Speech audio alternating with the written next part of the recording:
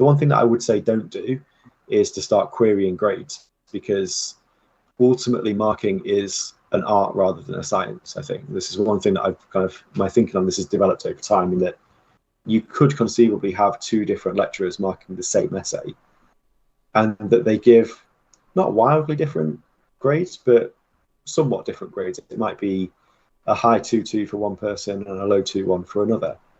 Now, ultimately, that could have an impact on somebody's final grade. It's probably not going to have that much of an impact in the grand scheme of things, but it could kind of, from a psychological perspective, have an impact on how someone feels about a particular piece of work.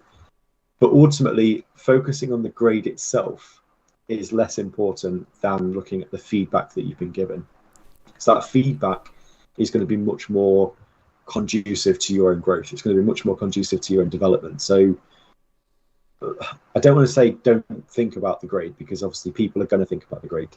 I've heard some people suggest that maybe we should stop giving people grades and just give them feedback, which I think is an interesting idea, and not something that I think students particularly enjoy.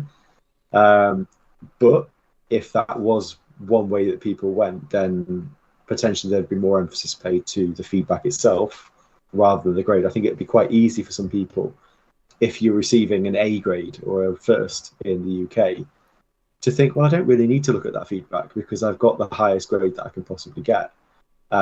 Whereas actually, if you do look at the feedback, you can see what you've done well and how you can then translate that into other pieces of work as well. So thinking about the feedback that you get is much more important than the grade that you actually get, particularly in the first and second year.